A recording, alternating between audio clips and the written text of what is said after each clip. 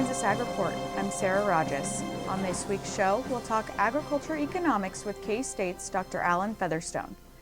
We'll also have updates from Kansas Corn, Kansas Wheat, and Kansas Farm Bureau, along with our weekly updates from Kansas Livestock Association and market information from Pinion. Kansas Ag Report brought to you in part by the Kansas Soybean Commission, the Soybean Checkoff, progress powered by Kansas farmers.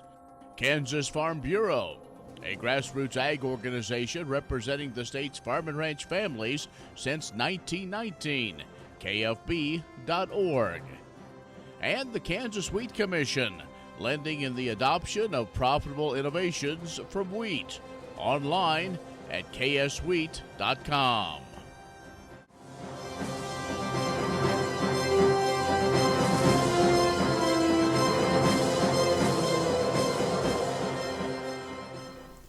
This week in agricultural news, Republican lawmakers in the House of Representatives are urging the Speaker to pass a farm bill. A group of 61 members wrote a letter addressed to the Speaker, noting that more than 92% of the nation's planted acres are represented by Republican members. The letter also highlighted that in 2022, the food and agriculture sectors contributed $7.4 trillion in economic activity, which directly created 43 million jobs, $23 million in wages, $718 billion in tax revenue, and $183 billion in exports, stemming from direct, indirect, and induced output. Before he was elected Speaker last week, Mike Johnson revealed a priority list which included a December vote on the Farm Bill, pledging to negotiate as soon as possible. The landscape of land ownership has been evolving over the past 25 years as a generational transfer of land ownership takes place. A Farmers National Company report says a strong economy has driven the land market higher for several years. Most landowners have seen steady increases in the value of land throughout the previous 25 years, but even more so just within the past 3 years. Generational transfer of land ownership will continue bringing changes to the land value market. One constant in the market, though, is the amount of land available. Although Farmers National Company says the U.S. loses on average 1.8 million acres of farmland every year. FNC also says one market dynamic that farmers can always count on is change. Politics, world events, and other factors will continue driving change in the agriculture economy and land values over the next 25 years.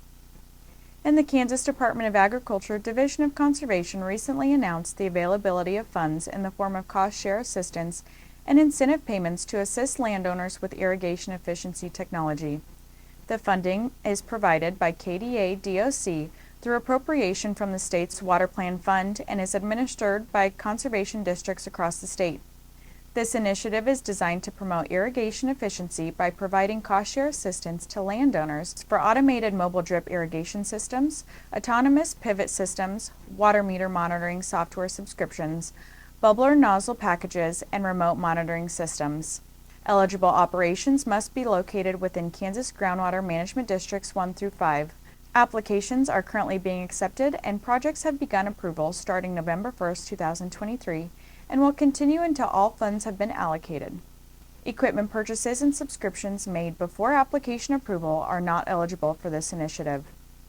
Applications for Kansas Department of Agriculture Division of Conservation's cost share funding must be submitted through your local conservation districts. That's our news this week. When we come back, we'll talk with K-State's Dr. Alan Featherstone. Stay with us. The Kansas Ag Report brought to you in part by Kansas Grain Sorghum, growers working together. Learn more at ksgrainsorghum.org. Grass and Grain, online or in the mail, keeping Kansas farmers informed for over 60 years. grassandgrain.com.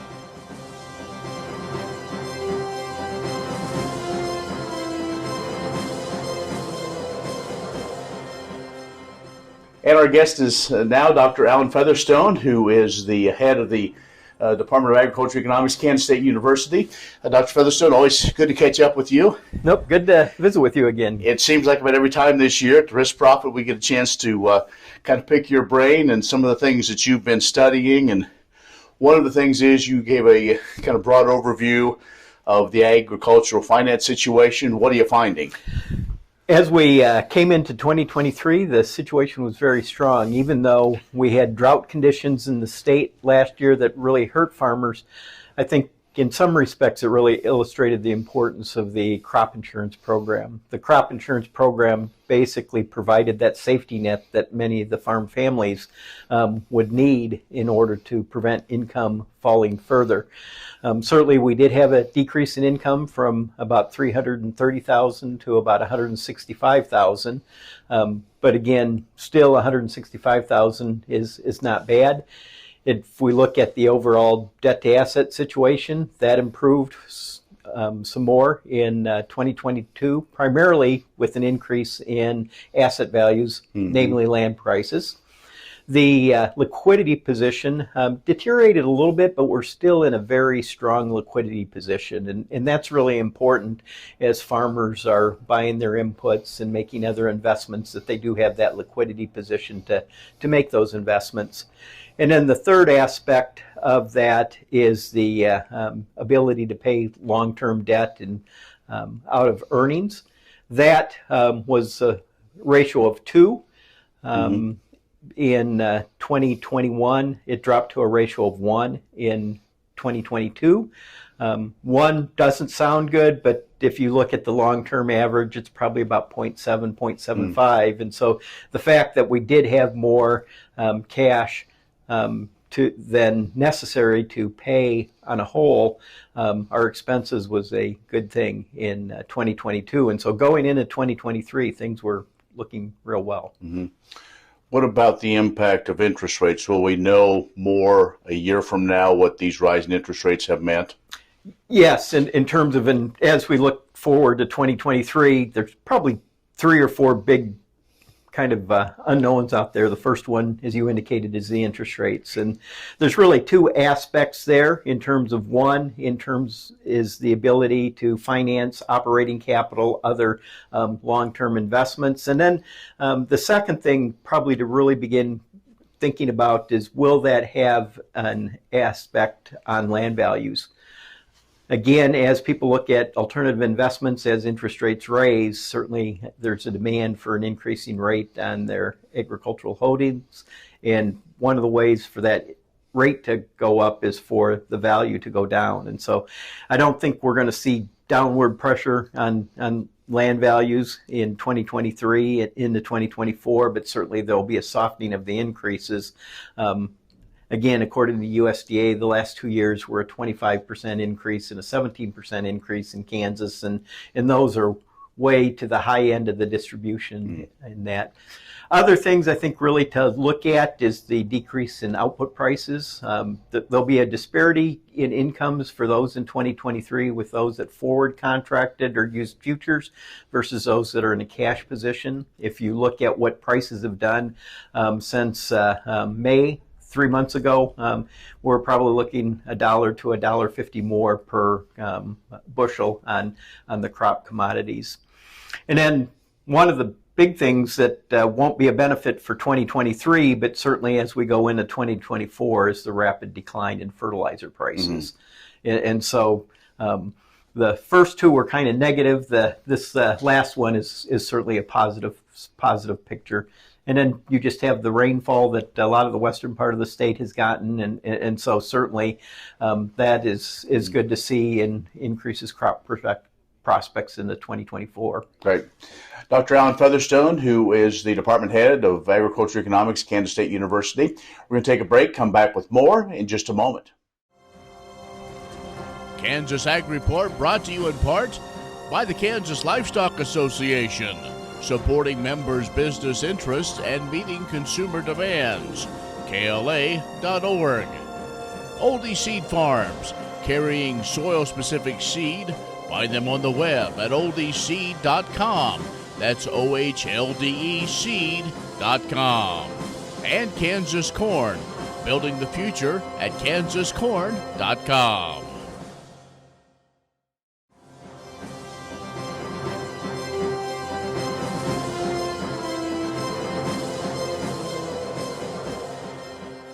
Our guest is Dr. Alan Featherstone, who is the Department Head of Agriculture Economics, Kansas State University. At the Risk Profit Conference, we have caught up with him. And you also presented about livestock. And of course, we know the biggest driver of agriculture is livestock. It has been, I'm not sure exactly what the right word is. We started out very strong, but we don't maybe have that assurance that the livestock market is really in steady hands right now. Certainly, there are a lot of issues with regards to the short-term livestock situation. One of the things that we took a look at in the presentation that we provided was just looking at long-term production across the globe and then long-term imports and exports, just trying to determine those. In terms of one of the things kind of thinking about livestock is that there's more metric tonnage produced of pork and poultry globally than there is on the beef side. And then if you look at the export markets, they've really been growing fairly substantially in terms of on the beef side. They've been growing about 3% per year, and pork close to 4%, and poultry kind of a little bit under 4%. And so certainly those are opportunities. If you look at long term on the meat sector, it looks very positive in terms of the most recent study that has kind of looked at global demand was indicating more than a doubling of protein demand by 2050. And so certainly the long-term picture is very positive in terms of any time you're looking at a doubling of marketing in a fairly short period of time, that is positive.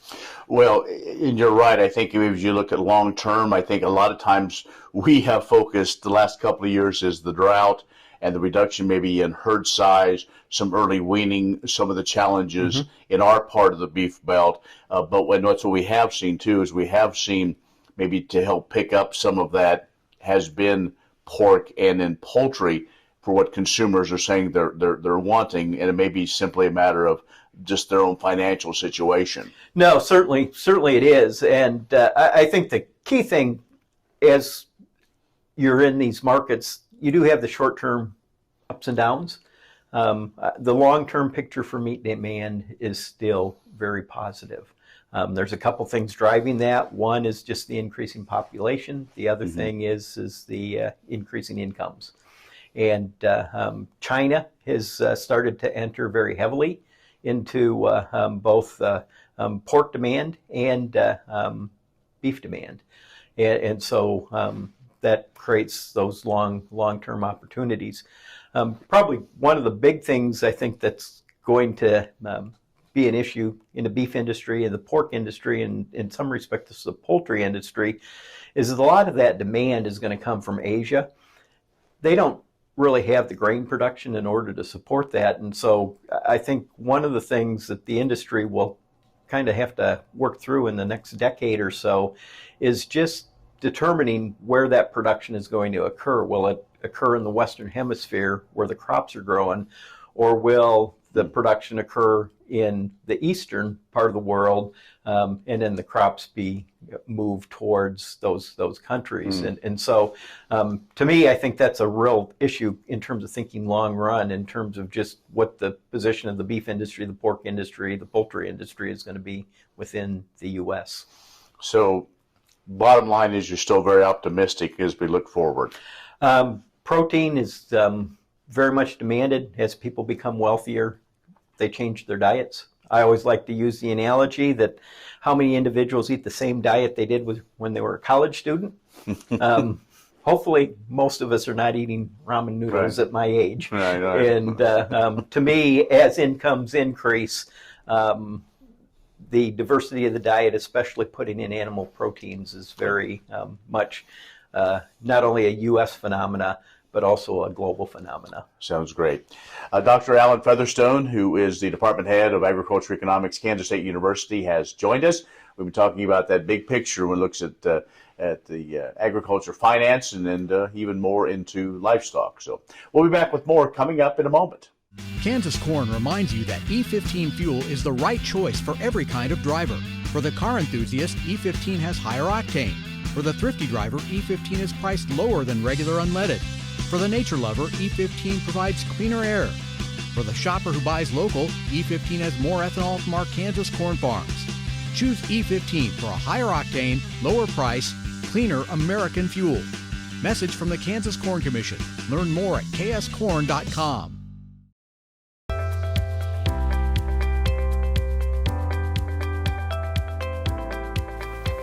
Hi, my name is Rachel and I'm an agronomist from K-State, and today we're going to talk about corn germination and emergence. So I don't know if you have a favorite recipe, but there's certain ingredients that you have to make your favorite recipe. I really like chocolate chip cookies and I have to have all the right things to make my chocolate chip cookies. When we're talking about corn germination, there are three main ingredients that we need to have for that corn seed to germinate successfully. The first is moisture. The second is oxygen, and the third is warmth. So if we're thinking about moisture, the first step of the germination process is water going into the seed. It's a process called imbibing. The corn is imbibing the water, and it has to take in 30% of its weight in water.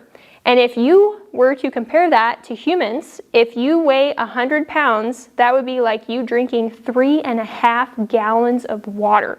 So it takes in a lot of water to start that process. When that water comes into the seed, that starts all the chemical reactions that are happening inside that seed for the germination process to work. And in order for those chemical reactions to happen, oxygen has to be present so that the corn seed can respire. That's the process of those chemical reactions happening. If we have oxygen, we have water, but there's a really important ingredient we haven't talked about yet, and that's warmth. So corn has a base temperature of 50 degrees Fahrenheit, which means that it needs to be at least 50 degrees for that corn plant to grow and develop. So that's the same for a corn seed too. If you put a corn seed in the soil and the soil temperature is not 50 degrees, your corn plant will not be able to germinate. It could actually rot in the soil if it doesn't have the warmth it needs to really get going.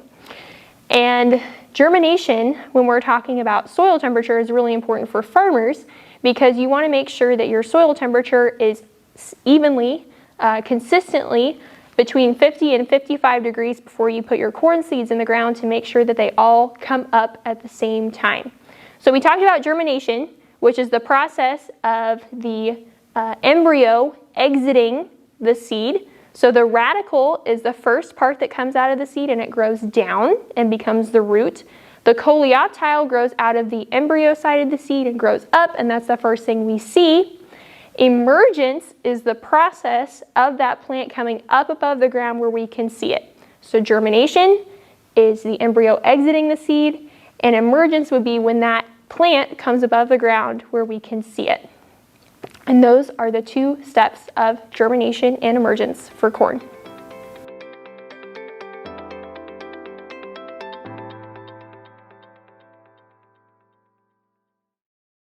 More farmers and ranchers than ever have chosen to be BQA certified.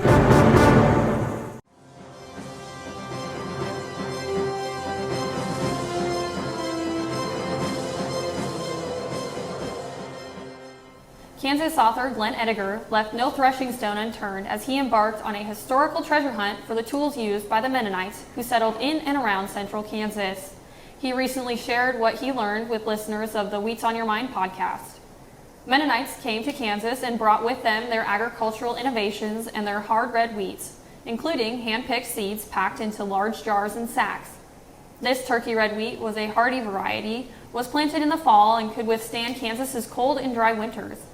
The new wheat could take advantage of the moisture that arrives in the winter and early spring, and then be harvested in early summer.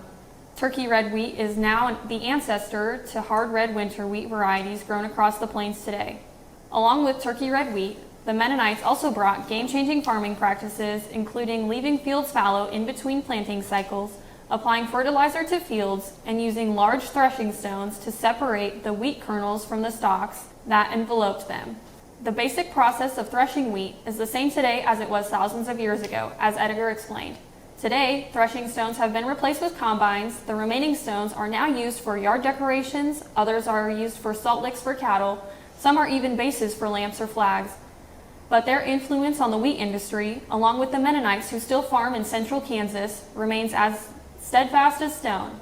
Learn more about the history of Mennonites and threshing stones in Kansas and other topics by exploring all episodes of Wheats on Your Mind podcast at wheatsonyourmind.com. What does a brighter, more sustainable future look like in our cities and towns, and how do we get there?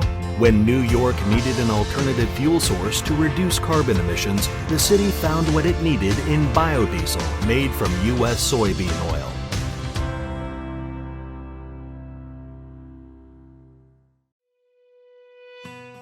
Our farmers and ranchers in western Kansas, in the Midwest total, with the long drought, I don't know how they would have made it without the Farm Bill. We're talking about 4 or 5 years of catastrophic crop losses and crop insurance and aid through the Farm Bill were many times the only ways some of these family farms made it through.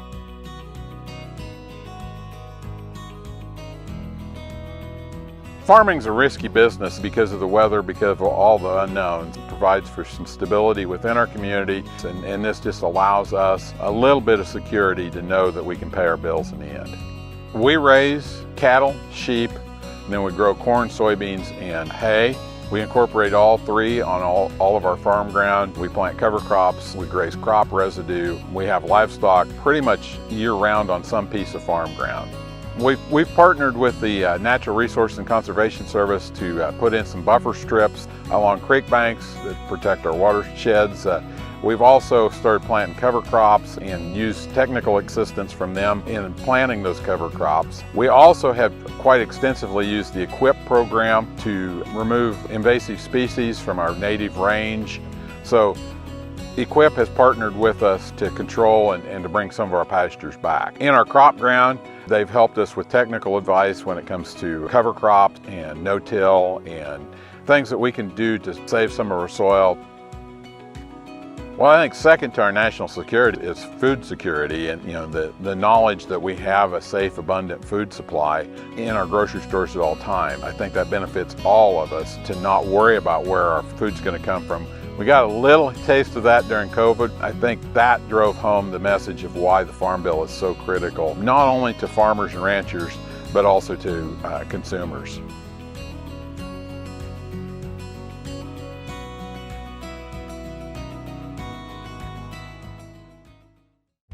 Many seed companies claim to offer the latest genetics, but how many have tested those genetics in soils just like yours? The Oldie Seed Know to Grow research program has fully tested the latest seed genetics in soils that are right in your neighborhood. The Oldie Seed Know to Grow program can recommend the best performing hybrids from technologies like Enlist, Extend, and LibertyLink that will optimize the yield and profit of every acre on your farm. Contact Oldie Seed today.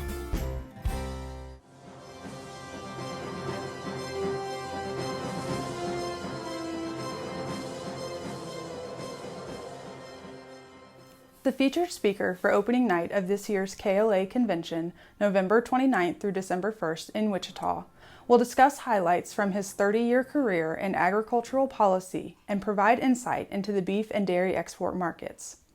Kansas native Greg Dowd will take the stage Wednesday evening during the Cattlemen's Banquet, sponsored by Intrust Bank, Tyson Fresh Meats, and Allflex Livestock Intelligence. Dowd currently is the Chief Operating Officer for the National Milk Producers Federation, but will become President and Chief Executive Officer in January. He earned undergraduate and graduate degrees from Kansas State University before embarking on a career that has included serving as the Chief Economist for NCBA and a senior staff member for the U.S. Senate Agriculture Committee that wrote the 2012 Farm Bill. Dowd also was the Chief Agricultural Negotiator in the Office of the U.S. Trade Representative from 2018 until 2021. He will share his experiences from that time, including his trade discussions with China and work on the U.S.-Mexico-Canada trade agreement. Dowd also will give his perspective on future trade opportunities for the beef and dairy sectors. His presentation is sponsored by Microtechnologies and Zoetis. To register or book hotel rooms for the KLA convention, go to kla.org and click on Events and Meetings. Imagine turning soybean oil, used cooking oils, and waste animal fats into fuel so amazing it drives U.S. jobs and our economy forward. Learn more about biodiesel at americasadvancedbiofuel.com.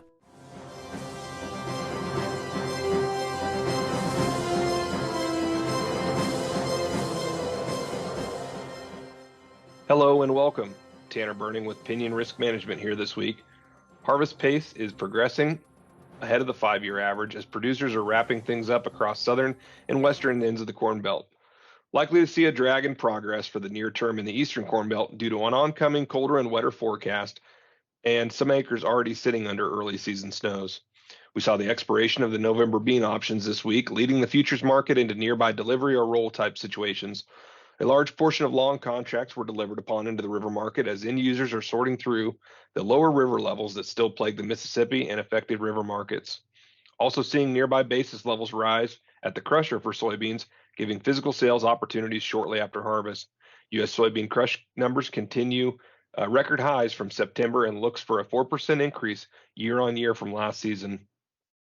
Corn futures continue in a long-term consolidation in the nearby contract, keeping its range-bound forecast between $4.70 and $5. Corn failed to push through resistance levels over $5 a week ago, falling back into its trading range. U.S. ethanol production improved this week to highest levels since late summer, and spot margins from the processor remain strong. We'll need to see if these margins and lower stocks lead to an increased corn demand number next week on Thursday from the USDA WASDE report. With no major breaks in the futures price, producers will be looking to the cash market and basis opportunities as storage costs and interest on their grain to begin to accumulate post-harvest. We look for basis to need to do the heavy lifting towards farmers selling into the end of the year and post-January 1 type sales out of the bin. Onto the wheat market, it is more of the same. Kansas City wheat saw a 5% decline of 34 cents in October alone. Deliverable stocks of winter wheat down 8% from last year, but as stated on previous reports, we are not seeing buyers come for U.S. wheat as most export purchases continue to originate from the Black Sea, mainly Russia. Cattle futures market took a hit last week. We were starting to make back losses on the nearby live cattle contract. Feeder cattle contract is more of a consolidation since the large sell-off. Cash cattle trade, although, turned in impressive numbers despite the weakness of futures markets trading within $1 to $2 of the previous week. When it comes to following the day-to-day moves in an ever-changing agricultural markets, we at Pinion Risk Management look to be a trusted source of information for our clients, along with being a guiding hand on decision-making and reasoning towards market plan.